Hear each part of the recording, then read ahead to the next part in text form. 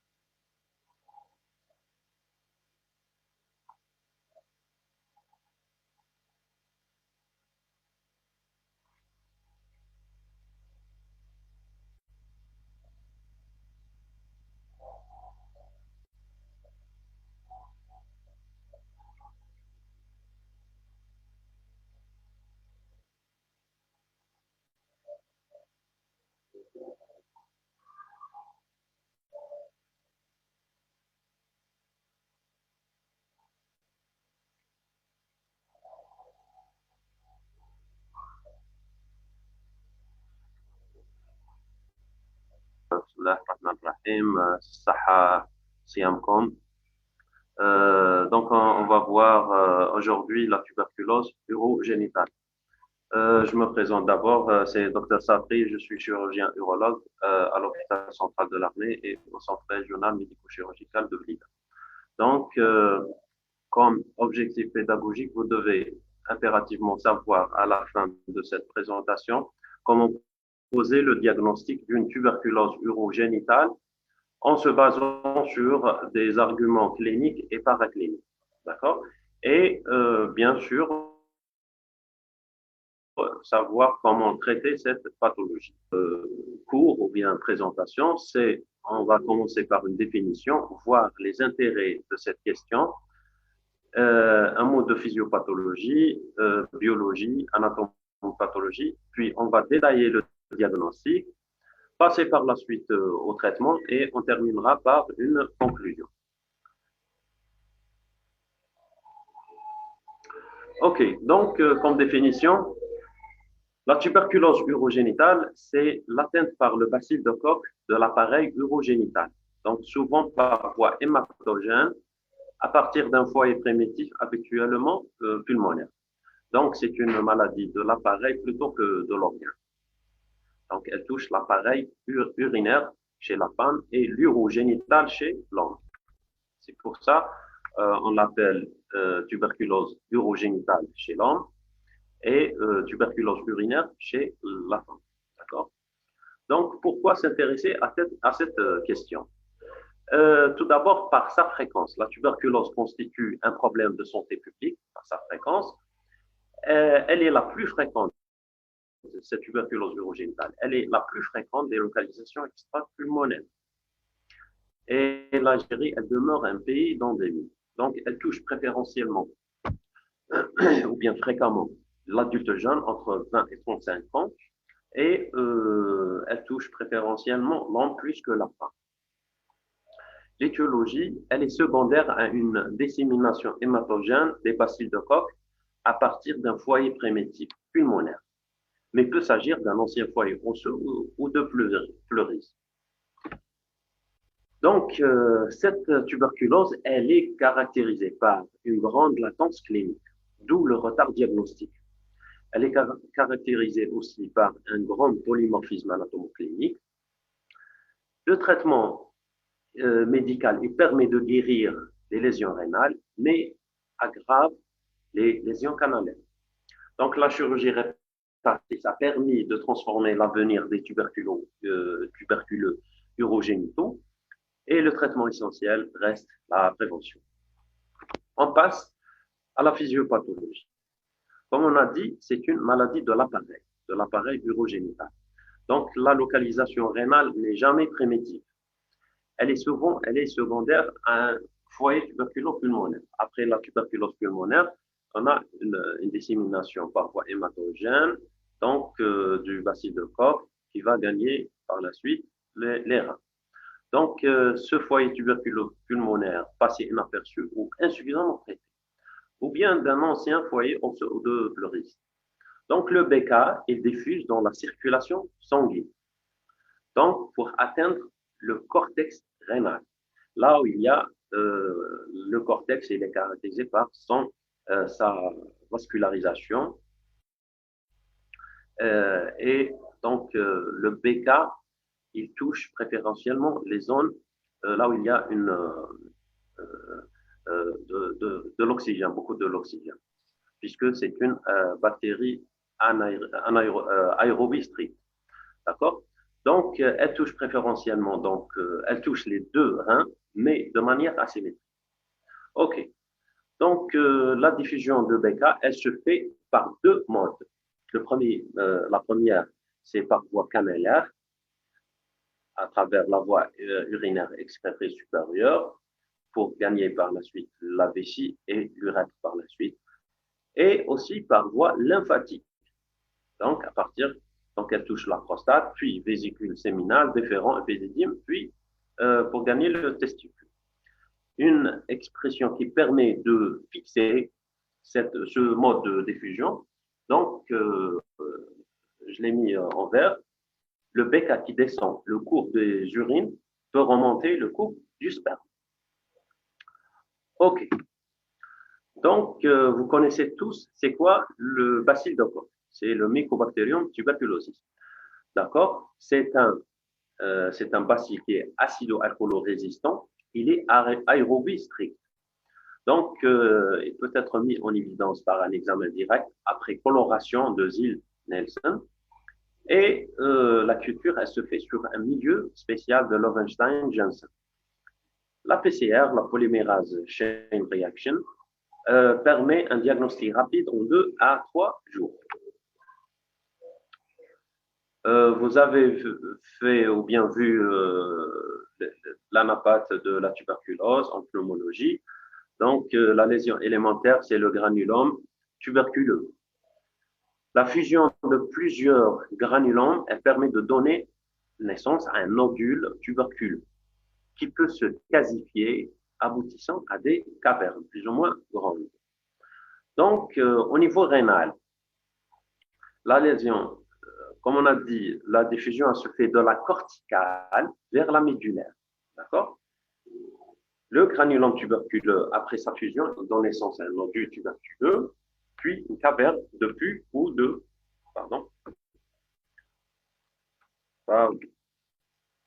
de pus et ou de caséons qui peuvent s'exclure ou s'ouvrir dans la voie excrétrice. Il y en a deux modes d'évolution, ou bien deux processus concernant l'évolution de la lésion. Le premier processus, c'est le processus de destruction, aboutissant à une nécrose caséeuse avec destruction du rein, aboutissant jusqu'au rein mastique. C'est quoi le rein mastique? C'est une volumineuse caverne à contenu purulent qui a pris la place d'un parenchyme complètement détruit. D'accord? Le deuxième processus, ou bien le deuxième mode d'évolution, c'est la défense ou la réparation, qui est connue comme une sténose cicatricielle. Voilà un schéma montrant les différentes lésions anatomopathologiques du rein. Comme vous le voyez en noir, des points noirs, c'est les follicules, puis follicules confluents, puis une formation de caverne, et ça, c'est une caverne parenchymato-caliciaire. Parenchymato-caliciaire. D'accord?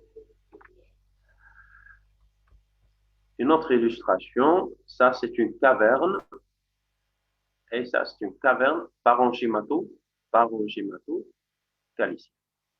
D'accord?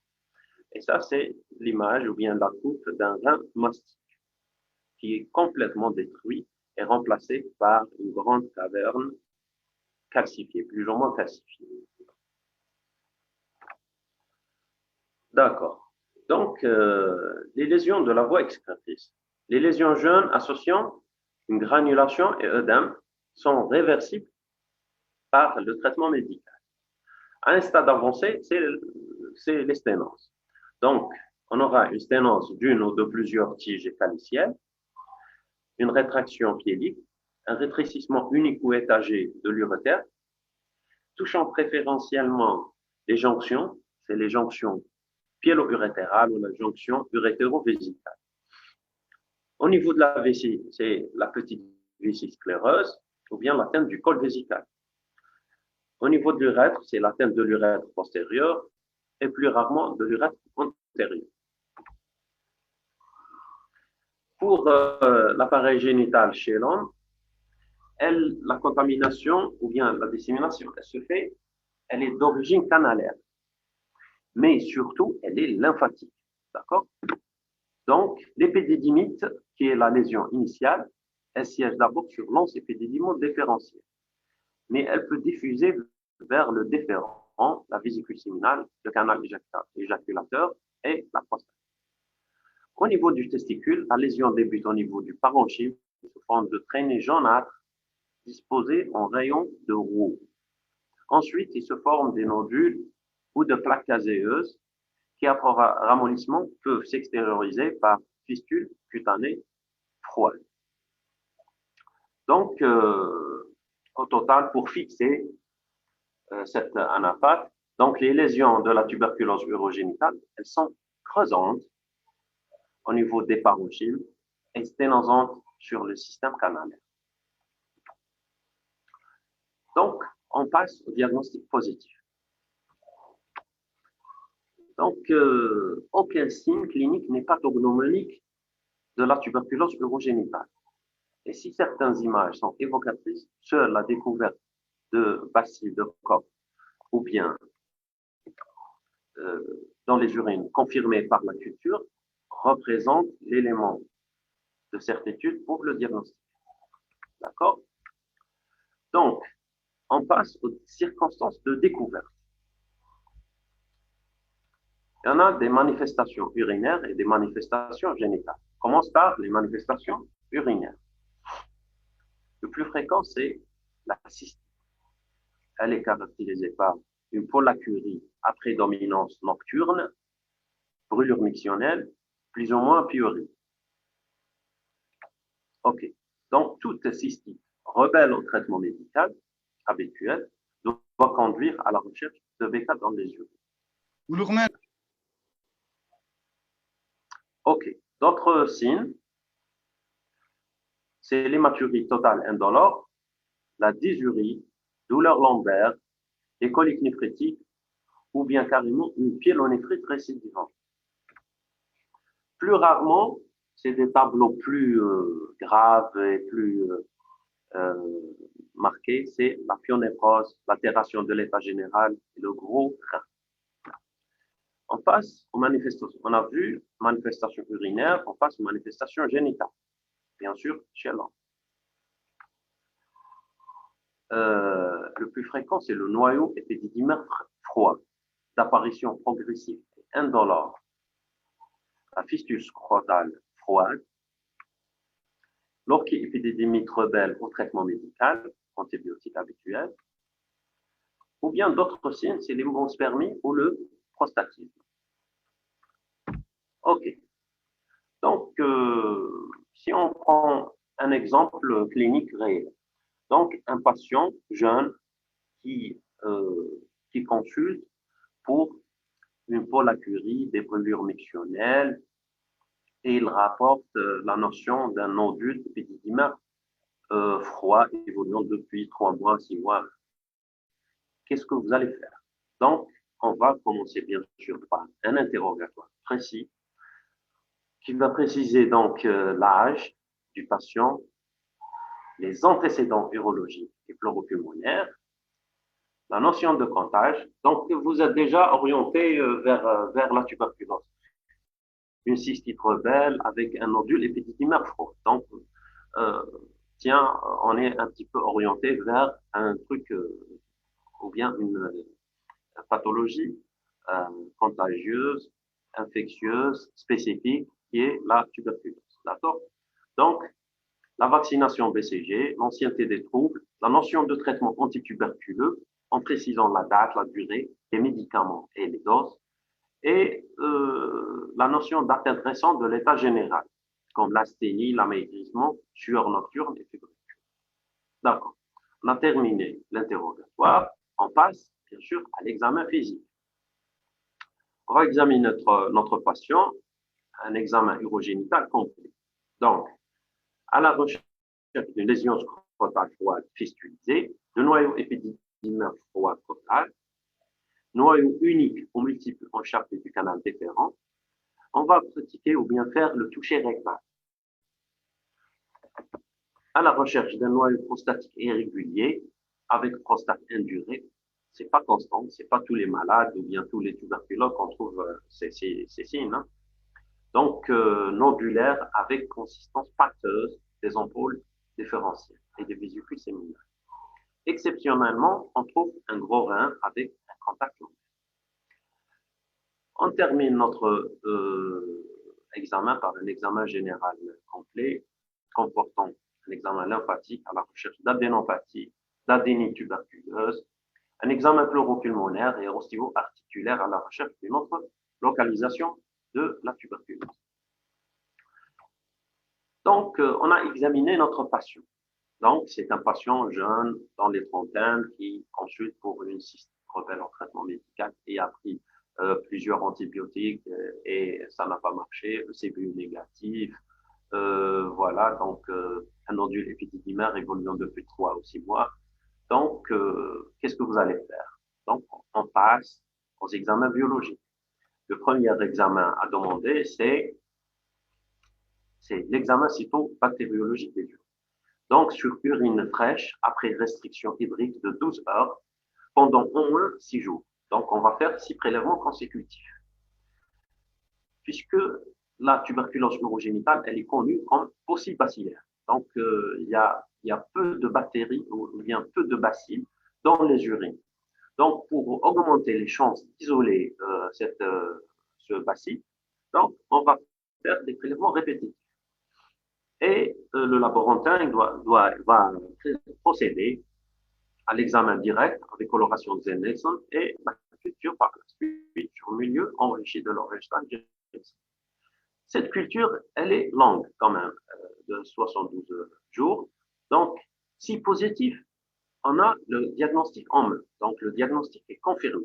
C'est bon. Donc, on arrête les autres examens complémentaires. Parfois, comme elle est paucibacillaire, parfois, on fait d'autres examens, comme la PCR. Elle est plus sensible et plus rapide en 2 à 3 jours, mais elle n'est pas vraiment disponible pour toutes les structures de santé. Donc, autre examen biologique, comme l'IDR à la tuberculine, l'AVS, la formulération sanguine, la fonction rénale, ionogramme, et n'oubliez pas de faire le dépistage de l'HIV.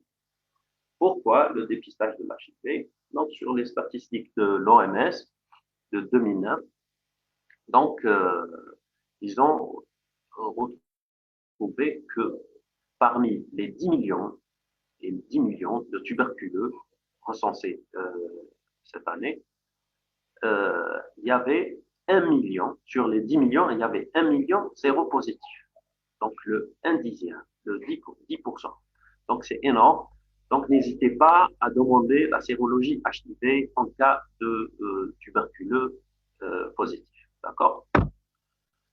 Donc, on passe à un examen radiologique. Radiologique, qui est, on va commencer tout d'abord par l'urographie intraveineuse, qui est un examen clé pour le diagnostic. Il permet, pardon, donc, il ne permet jamais à elle seule, elle ne permet jamais à elle seule d'affirmer le diagnostic, mais elle peut révéler des aspects évocateurs autorisant une forte présomption. D'accord? Donc, les étapes de l'urographie intraveineuse, vous le connaissez, vous la connaissez. Donc, on va commencer par l'arbre urinaire sans préparation, d'accord, qui est à la recherche d'une ambre rénale possédée, une ambre tigrée du rein mastic, calcification prostatique, surtout si jeunes hommes sont passés urogénitales, lésions de tuberculose extra-rénale, comme le mal de Potte, une adénopathie calcifiée paravertébrale, calcification sur le trajet du psoas. Quelques exemples, ou bien quelques illustrations. Vous voyez ici le rein mastic à droite. D'accord? C'est un rein qui est complètement détruit, remplacé par une grande caverne calcifiée. Et à gauche, c'est des lithiases rénales. Et comme particularité, c'est des lithiases parenchymateuses. D'accord? Donc, à droite, vous avez un rein complètement détruit, rein mastic, comme le premier. Et en plus, vous avez des calcifications urétérales. D'accord? Donc, après injection du produit de contraste, à l'étage rénal, on va rechercher une image de fleurs fanées, image de destruction parenchymateuse, comme la caverne intraparenchymateuse, une image de lésion sténosante, comme les sténoses du pied d'un calice, sténose d'une ou de plusieurs tiges calicielles avec dilatation d'amont, plus ou moins dilatation d'amont, parfois amputation ou exclusion d'un de plusieurs groupes caliciels, la rétraction intra-hilaire du bassinet, et parfois on aura des images plus discutables comme le rein muet ou bien l'image pseudo-tumorale. Au niveau de l'urétère, on peut avoir une image de rétrécissement unique ou multiple, surtout, comme on a dit, préférentiellement les jonctions pyélo-urétérales ou urétéro-viscérales, parfois atteinte totale de l'urétère, avec aspect encharté, avec destruction plus ou moins importante d'âme. Quelques illustrations. Vous voyez ici, au niveau rénal, c'est une caverne parenchymateuse, d'accord? Une rétraction pyélique. Ça, c'est une sténose de la tige calicielle. Une sténose de la tige calicielle avec hydrocalice. Notamment. OK. Et à droite, vous avez une rétraction hilaire, d'accord? Avec une dilatation des cavités, surtout calicielle inférieure. OK? D'autres images, c'est la sténose urétérale régulière, distale ou pelvienne, d'accord? Ça, c'est une sténose de la jonction pyélo-urétérale et urétéro-vésicale, d'accord? Ça, c'est une sténose bilatérale, d'accord? Et à gauche, elle est étagée, c'est une image en chapelet, d'accord? À l'étage vésical, on peut avoir une vessie asymétrique, vessie ronde sphérique, petite vessie tuberculeuse. Sur les clichés permictionnels, donc on peut avoir des cavernes prostatiques, sténose unique ou multiple de l'urètre. Donc, au total, l'urographie intraveineuse, elle peut être normale, ce qui n'élimine pas le diagnostic, puisque le diagnostic est biologique. D'accord? L'étude du rein et de la voie excicatrice contralatérale, elle est fondamentale. Elle permet le suivi et l'évolution de la maladie. D'accord. Donc, au niveau de la vessie, vous voyez ici une petite vessie tuberculeuse. Vous voyez ici des cavernes prostatiques, multiples cavernes prostatiques. Et on a ici une sténose de l'urètre bulbaire. Voilà. L'échographie rénale et pelvienne, donc, elle n'a pas vraiment beaucoup d'intérêt, mais elle permet de distinguer le contenu clair et rempli de caséons des cavités. D'accord? L'urétéropylographie rétrograde, c'est l'examen de la voie excrétrice. Elle trouve son intérêt si le rein nuit à l'urographie intraveineuse. L'urétrocystographie rétrograde, elle permet de mettre en évidence le rétrécissement isolé ou étagé de l'urètre, lésion prostatique en des cavernes, contour interne de la vessie et sa capacité, et elle permet de mettre en évidence un éventuel reflux vésico-urétéral. Parfois, si on a une impasse diagnostique, on pourra passer à la cystoscopie diagnostique, d'accord, qui permet de mettre en évidence une granulation blanc-jaunâtre en tête d'épingle de la muqueuse vésicale, d'accord. Par la suite, on va faire des biopsies et l'étude d'anapac, elle permet de confirmer le diagnostic, d'accord. D'autres examens qui sont nécessaires, bien sûr, avant de mettre en route le traitement, c'est le téléthorax à la recherche d'un foyer pleuropulmonaire, la scintigraphie rénale pour apprécier la valeur fonctionnelle du rein en cas d'unicité à l'urographie intraveineuse. D'accord. Donc, au total, donc, vous avez un patient dans les trentaines qui a une cystite rebelle au traitement médical avec un nodule épididymère 3, qui a consulté, d'accord, donc vous l'avez examiné et vous avez demandé le CBU, vous avez eu votre réponse positive concernant le BK, isolé sur le CBU, d'accord. Donc, on a demandé l'urographie intraveineuse pour apprécier l'état de l'arbre urinaire, d'accord. Donc, vous avez le bilan lésionnel et vous avez le diagnostic. Qu'est-ce que vous allez faire? Donc, bien sûr, c'est le traitement. Le but de notre traitement, tout d'abord, le traitement, il est tout d'abord médical. Le but du traitement médical, c'est la stérilisation des urines de ces bacilles de corps. D'accord? Donc, et la disparition des lésions. Donc, on espère la disparition des lésions jeunes, parenchymateuses et inflammatoires, et la stabilisation des lésions excessives et localisées. D'accord. À savoir que le traitement médical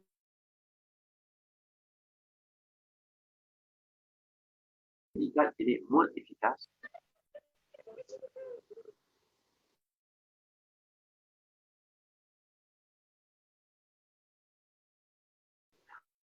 OK. Donc, pour les moyens, vous connaissez tout en pneumologie. Le schéma thérapeutique, c'est 2 HP en pneumo. Donc, on passe au traitement chirurgical. Le but du traitement chirurgical, c'est la suppression des foyers inaccessibles ou résistants au traitement médical. Donc, ça va aider le traitement médical. D'accord. Parfois, il y a une nécessité de rétablir la perméabilité de la voie excrétrice, la continuité de la voie excrétrice. D'accord. Donc, restauration de la capacité vésicale et parfois réparation des voies génitales. Comme méthode, on a deux méthodes. Les méthodes radicales et les méthodes conservatrices. Radicales, malheureusement, c'est la néphrectomie totale, néphrectomie partielle, l'épididémectomie ou bien la résection transurétrale de la prostate. Les méthodes conservatrices, restauratrices et réparatrices, d'accord, donc c'est la dilatation endourologique par une endoprothèse double J, une résection segmentaire de l'urétère, anastomose urétéro-calcielle, ou bien carrément un remplacement urétéral par un segment intestinal. Parfois, au niveau vésical, c'est l'agrandissement vésical ou bien la dérivation urinaire. Au niveau urétral, c'est la dilatation urétrale, s'il est antérieur, parfois urétrotomie interne ou carrément une urétrographie termino-terminale. Donc, le traitement médical, il est indiqué dans tous les cas. D'accord. Si vous avez une tuberculose positive confirmée, donc Le traitement médical, il est indiqué dans tous les cas. Si le traitement chirurgical est indiqué, il faut le faire au bout de 2 mois de traitement médical. D'accord. Donc, aucun traitement chirurgical ne doit être appliqué de façon systématique. Donc, on ne va pas placer, par exemple, on ne va pas placer une sonde double J pour tous les malades tuberculeux. D'accord? Donc, il n'y a pas de traitement systématique ou bien automatique. D'accord? C'est au cas par cas. Il faut tenir compte, bien sûr, de l'étendue, de la localisation des lésions et de leur potentiel évolutif, apprécié par la surveillance clinique, radiologique et biologique. On va voir ça dans la prochaine slide. Au bout de 2 à 3 mois de traitement médical, 3 situations peuvent se voir. Le premier cas de figure, c'est la disparition de toute la symptomatologie, normalisation biologique, l'amélioration radiologique. Ça, on va continuer à prendre le traitement et bien sûr la surveillance. Ça, c'est l'EDR. Donc, le deuxième cas de figure, c'est la disparition de la symptomatologie, OK, mais persistance de la bactériurie. Donc là, il faut rechercher un foyer tuberculeux rénal évolutif, ou bien une résistance au traitement médical, une sténose de la voie excrétrice, un reflux vésico-urétéral. Dans ce cas, la chirurgie réparatrice peut s'imposer. D'accord. Parfois, on aura une persistance, le troisième cas de figure. C'est la persistance de la symptomatologie, la diminution de la capacité vésicale, l'aggravation radiologique. Là, le traitement chirurgical est imposé en fonction de la localisation et de l'étendue des lésions. Okay. Donc, la mise en place d'un traitement antituberculeux nécessite la certitude bactériologique ou anatomopathologique du diagnostic. Aucun traitement d'épreuve n'est licite. Ça, je le répète. À votre niveau, vous serez, Inch'Allah, des généralistes. Donc, aucun traitement d'épreuve n'est licite. Vous devez avoir une confirmation bactériologique ou anatomopathologique pour mettre en route le traitement médical. D'accord? Les autres cas difficiles ou qui posent problème, donc c'est le problème de l'urologue ou de néphrologue. D'accord? Donc, si traitement spécifique entrepris, il nécessite une surveillance clinique, biologique et radiologique. Actuellement, la chirurgie n'a plus qu'une place restreinte, car la tuberculose, ça c'est important, doit être traitée au stade de maladie et non au stade de séquelles. Je vous remercie. Donc, vous avez mon email. N'hésitez pas à me poser des questions. Est-ce qu'il y a des questions? Je pense que...